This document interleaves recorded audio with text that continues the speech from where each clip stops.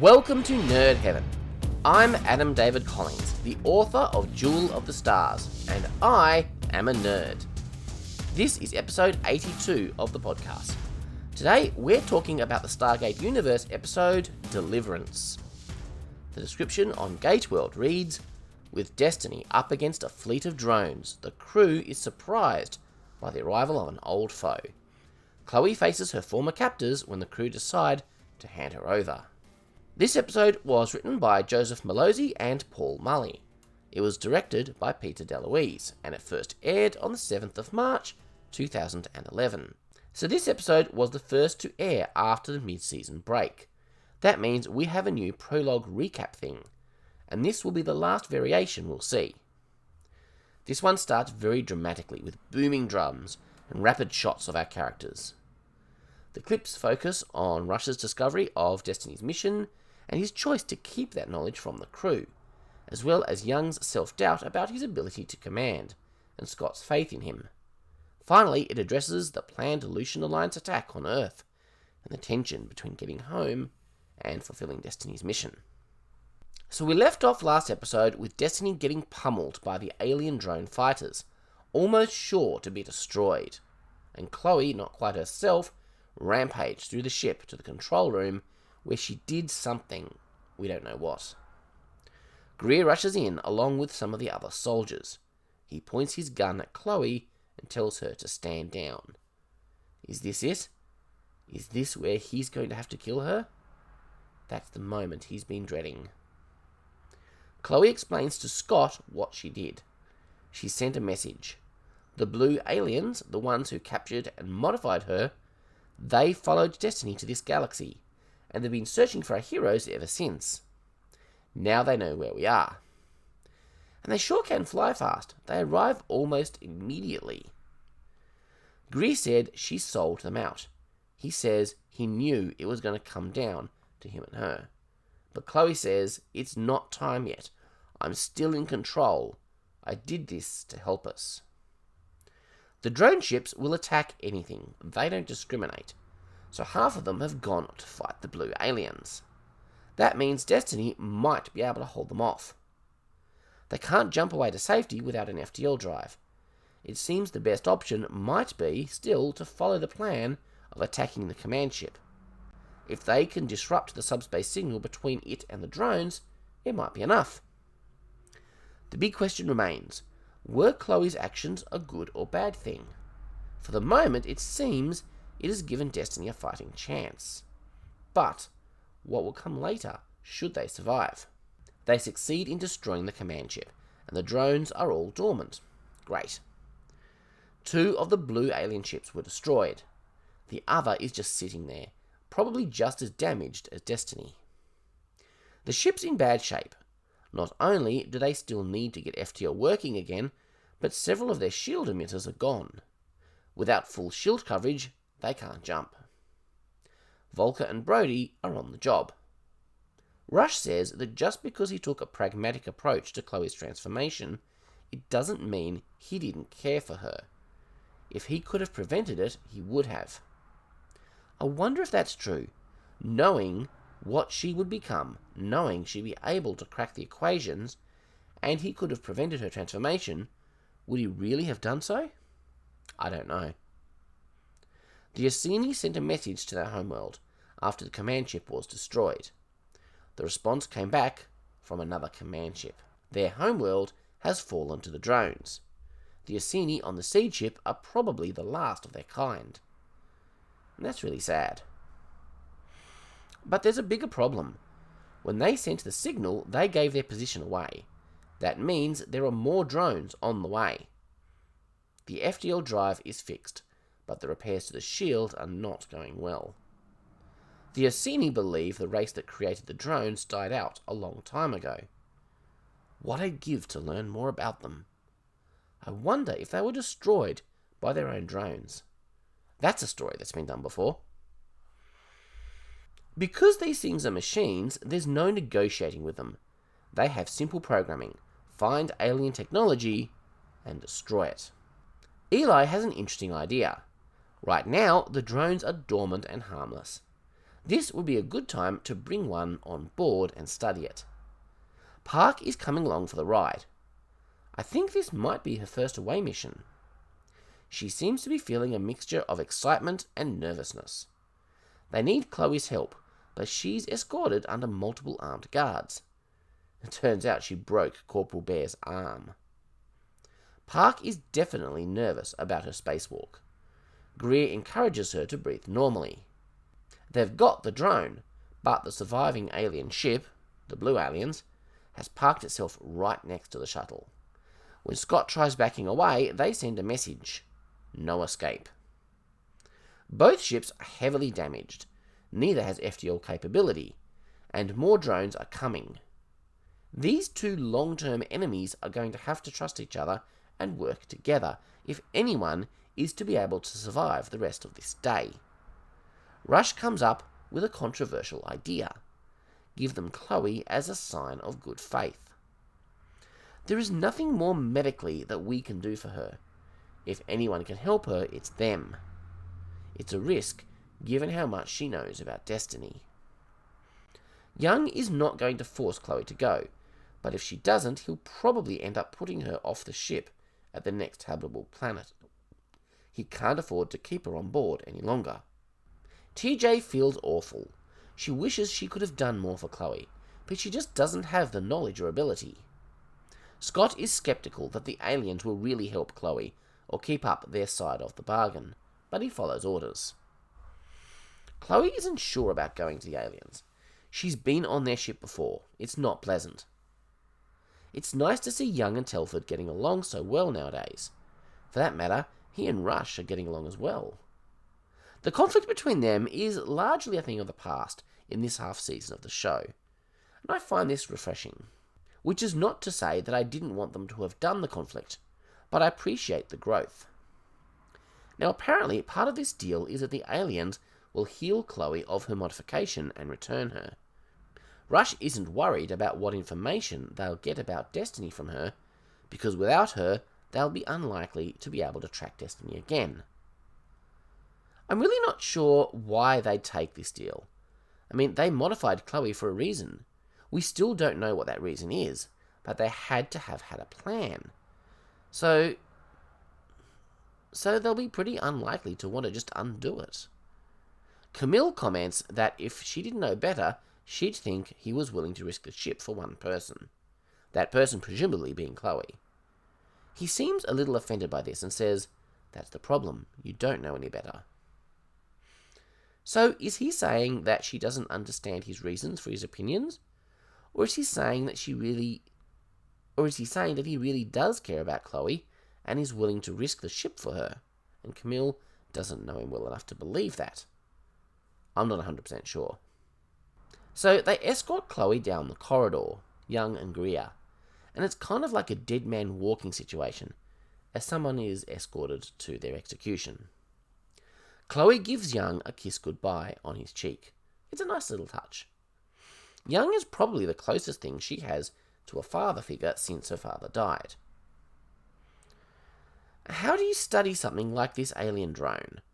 Brody and Volker are hesitant to open it. It could be dangerous. But Eli points out if they don't open it, they can't study it.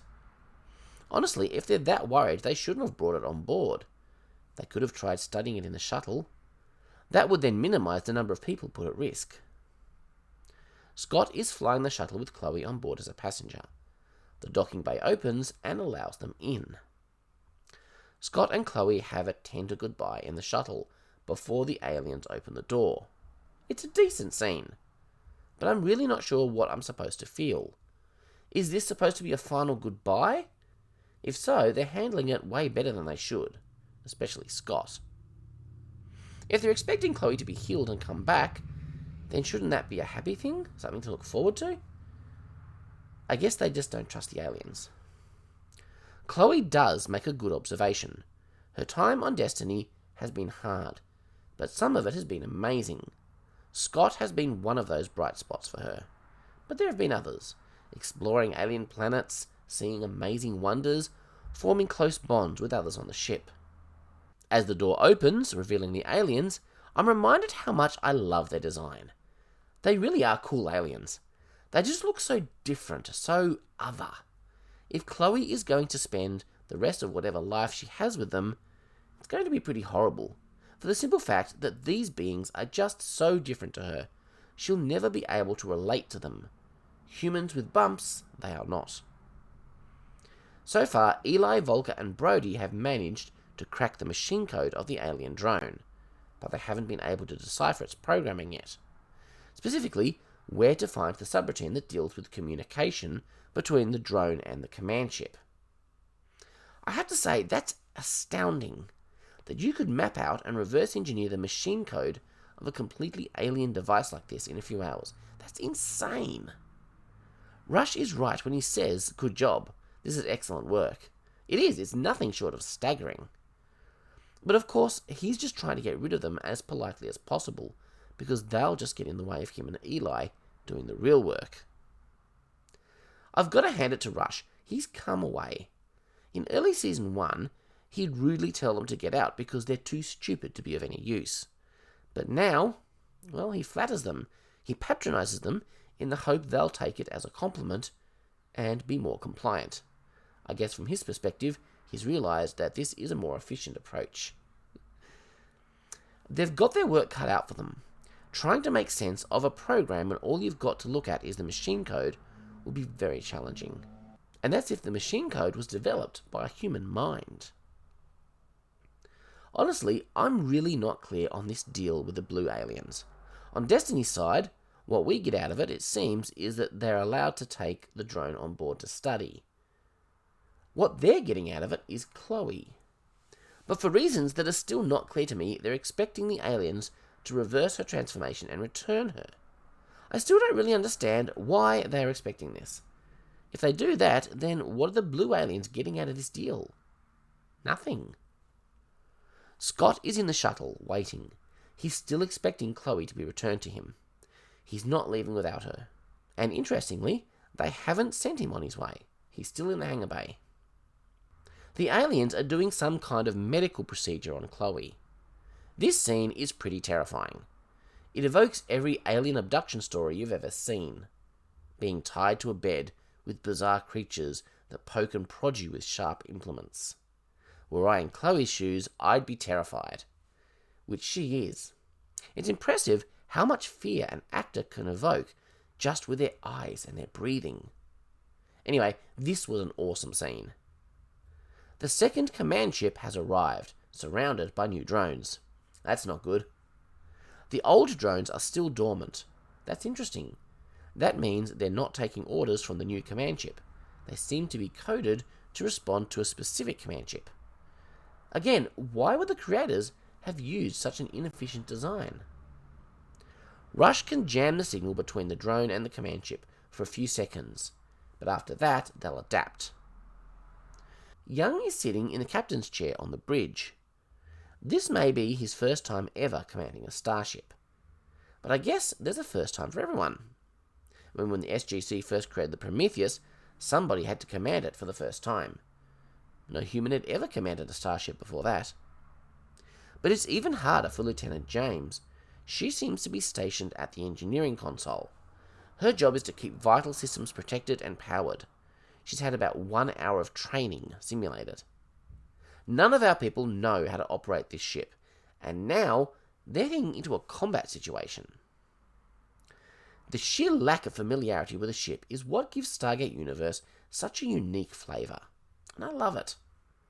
Telford is on weapons.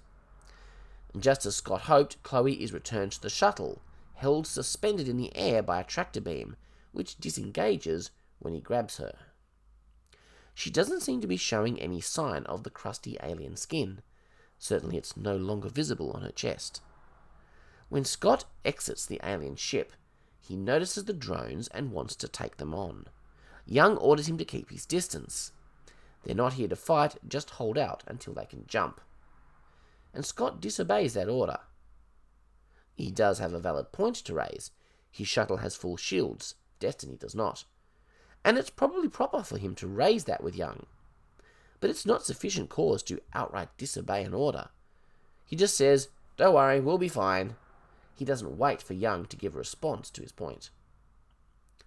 Stargate characters have a bit of a reputation for not always following orders, but I'm surprised by this, especially in a show as grounded as Stargate Universe. Things are getting critical. Whatever Rush is going to do, he's going to have to do it soon. And Eli has a great idea. He's found the friend or foe system. The older drones are not engaging in the battle because they don't have a command chip to tell them what side they're on. The plan is to tell them to attack the newer drones and its command chip. But in order to upload that instruction, they'll have to power up the drone they have in the lab. This is a good plan. I know I'm giving the show a hard time about the characters deciphering alien programming languages with such ease, but I understand you have to give your characters a break so the story can happen. My nature as a software engineer is at odds with my nature as a writer. This is why I don't often enjoy computer shows, and why many medical people can't watch medical dramas. Young orders Scott to pull out of the area, adding the words, "That's a direct order," and this time he obeys. The Orsini, grieving that their people are gone and that they are the last of their kind, are feeling sorry for getting Destiny involved in all of this. They begin a suicide run against the second command chip. They ram the seed chip into the command chip. But Young still tells Rush to enact his plan. So I assume they failed to destroy the command chip? That's sad, so the Orsini sacrifice themselves for literally nothing. Once activated, the drone floats above the table, but seems to take no other hostile action. Greer is there with a gun pointed at it. Not that he's going to be able to do much, but in his words, he's sure going to try. And the dormant drones wake up and join the fight. Fantastic. Brody and Volker have managed to get the ships fully covering Destiny.